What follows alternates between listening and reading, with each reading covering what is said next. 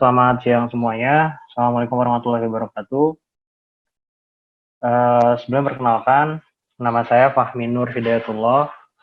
Saya dari FK Unjani 2013 ya. Buat teman-teman, kalau manggil nggak usah dok ya, Kak atau Kang aja, santai aja. Terus nanti kalau di tengah-tengah lagi ngajar, ada yang masih bingung, terus kecepatan, di-cut aja langsung ya. Di-cut langsung, kalau mau nanya langsung aja, jadi nggak usah nggak usah nunggu di akhir, takutnya nanti lupa. Oke, jadi kalau entar kecepatan atau tiba-tiba ada pertanyaan, langsung tanya aja.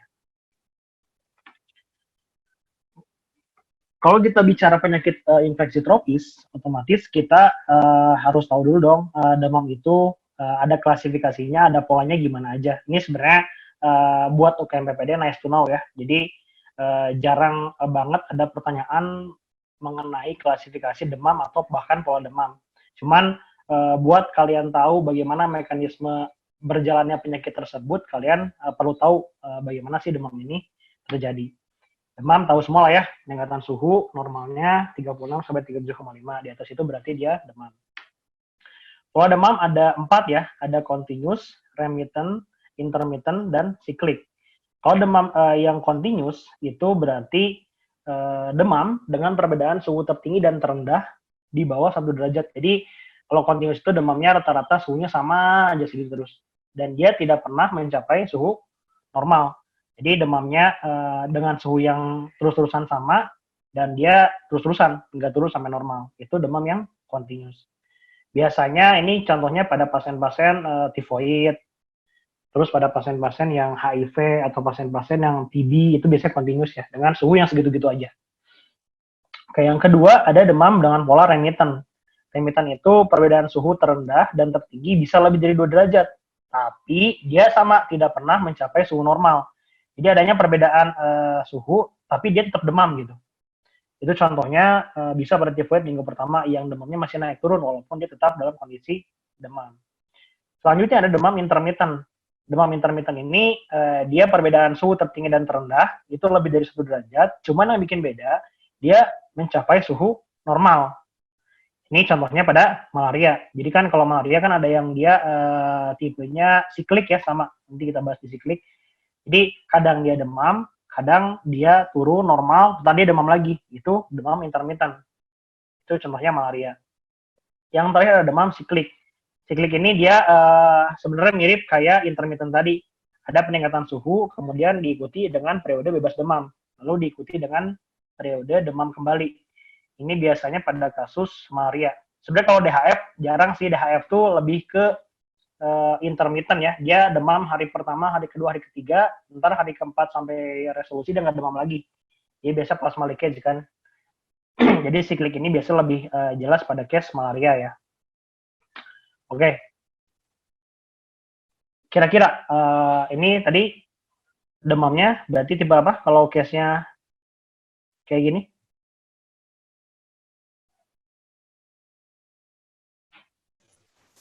Siklik. Siklik ya. Oke, ini demamnya siklik karena case-nya malaria. Oke, next.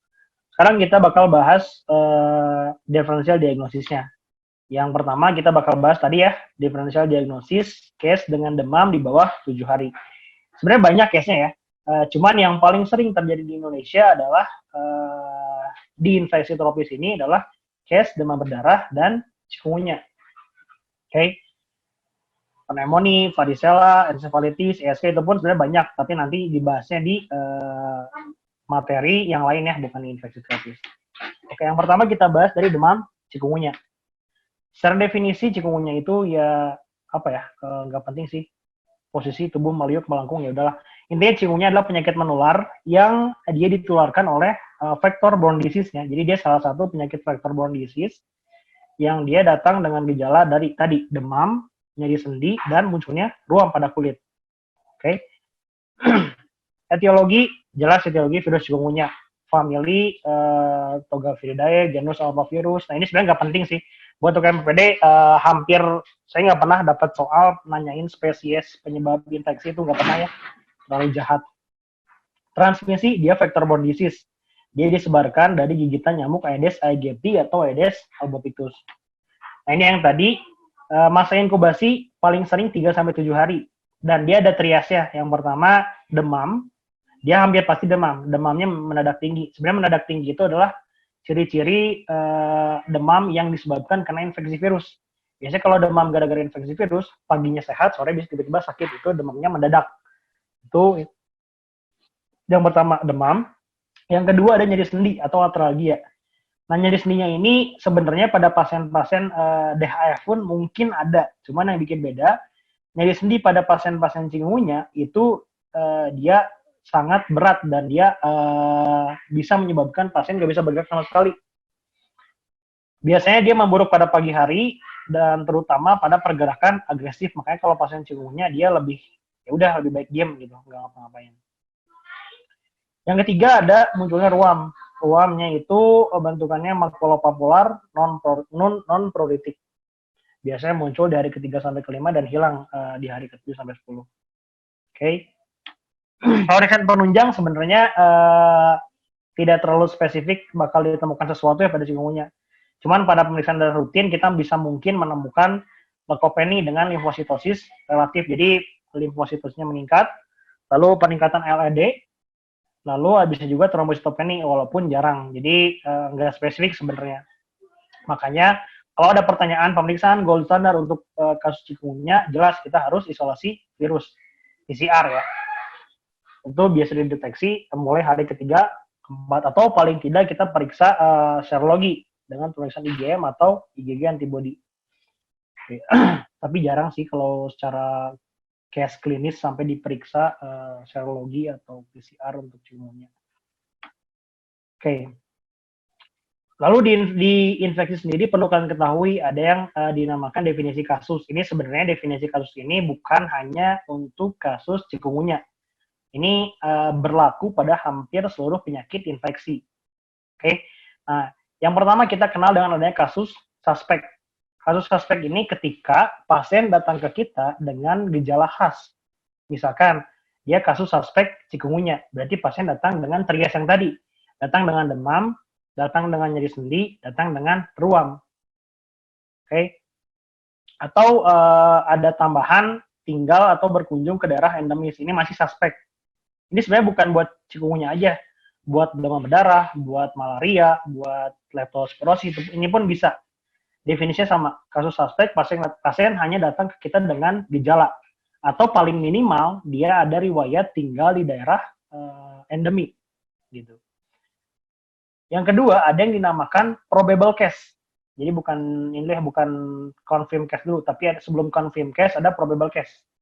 Nah ini, probable case kita bilang kalau pasien datang ke kita dengan keluhan klinis disertai kriteria epidemiologi atau pemeriksaan penunjang yang dia bisa menunjang tapi bukan confirm. Misalkan pasien dengan chikungunya, dia datang dengan gejala demam, datang dengan gejala nyeri sendi dan ruam. Didapatkan informasi bahwa adanya tetangga yang mengalami keluhan serupa. Lalu dilakukan pemeriksaan penunjang, didapatkan leukopenia dengan limfositosis relatif dan trombositopenia misalkan.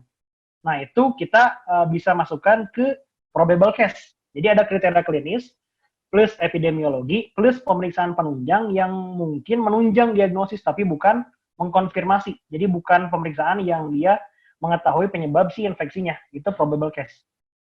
Yang terakhir ada confirm case. Kalau confirm case, ini ada pemeriksaan kriteria laboratorium yang mana laboratoriumnya itu mengkonfirmasi bahwa dia terinfeksi oleh mikroorganisme tersebut gitu. Misalkan nih, adanya titer antibody anti chikungunya, adanya pemeriksaan PCR yang positif. Nah, itu baru confirm case. Nah, ini sebenarnya perlu teman-teman ketahui semua. Tiga definisi ini, mau suspek, mau probable case, mau confirm case, ini bisa berlaku hampir pada seluruh penyakit infeksi. Oke? Nah, diagnosis banding sebenarnya yang paling dekat adalah dengue fever ya. Dengue fever dengue fever mungkin bisa timbul dengan tanda-tanda perdarahan, kalau chikungunya relatif jarang. Kalau leptospirosis sebenarnya lebih jarang. Kenapa? Dari demamnya pun leptospirosis itu udah lebih dari 7 hari. Jadi sebenarnya cukup jauh ya kalau kita bandingkan dengan leptospirosis. Dengan demam rematik pun sebenarnya lumayan beda jauh, karena dengan kita menegakkan diagnosis demam rematik perlu adanya kriteria mayor dan minor yang perlu kita penuhi. Jadi nggak mungkin dia datang dengan demam dan nyeri sendi aja langsung demam rematik. Terus kita buat kriteria diagnosisnya. Jadi yang paling dekat sebenarnya dengan dengue fever ya. Ini yang perlu kita perhatikan karena takutnya kita salah memberikan diagnosis gitu. Tata laksana sebenarnya karena dia virus yang kita harapkan, makanya dia bisa self-limiting disease. Jadi kita lebih banyak edukasi kepada pasien, istirahat yang cukup, boleh dikompres dingin pada sendi untuk mengurangi rasa nyeri, banyak minum, kurangi aktivitas fisik yang berat, dan kalau mau aktivitas yang ringan-ringan dulu sebagai fisioterapi gitu. Dan yang terakhir kita perlu edukasi kepada pasien juga untuk menggunakan jaring pelindung nyamuk ya atau kelambu. Jadi bukan hanya pada pasien yang sehat. Jadi kalau ntar teman-teman, kalau nanti ada OSCE ya, kalau ada OSCE, case-nya ternyata vector-borne disease, perlu teman-teman edukasikan pasien yang sakit pun perlu pakai kelambu. Karena bukan pasien yang sehat aja, yang sakit pun perlu dipakai jaring nyamuk supaya tidak menularkan. Farmakologi sebenarnya nggak ada yang spesifik ya, nggak ada yang spesifik, terapinya cuma simptomatik, obat buat demam, atau kalau pasiennya nyeri sendinya banget, kita bisa kasih steroid.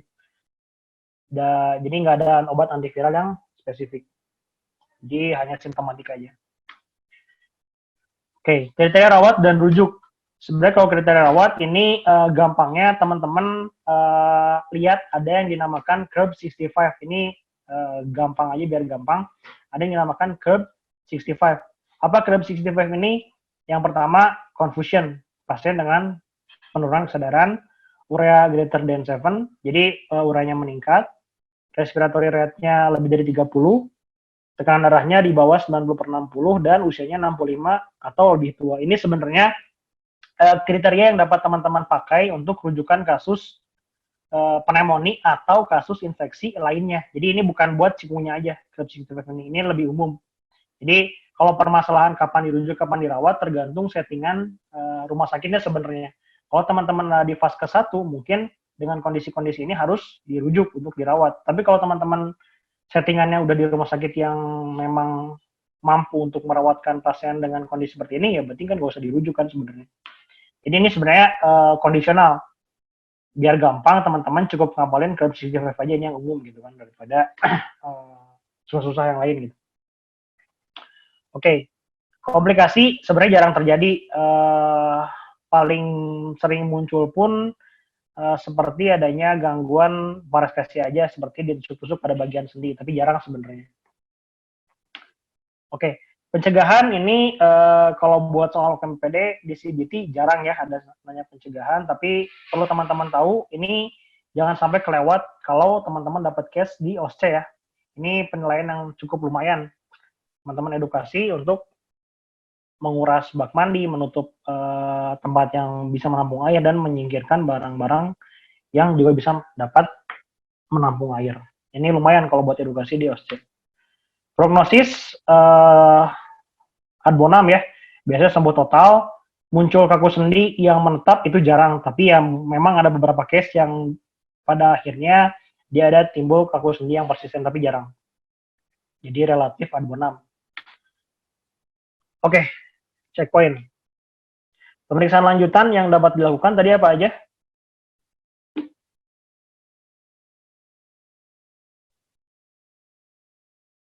IgM, IgG anti chikungunya, PCR. Oke, PCR. Kalau ada rutinnya yang mungkin kita periksa? Trombosit. Oke, darah, gampangnya sih darah lengkap aja ya. Jadi ada pemeriksaan darah rutin dan ada hitung jenis leukosit ya. Oke. Sampai sini ada pertanyaan tentang chikungunya?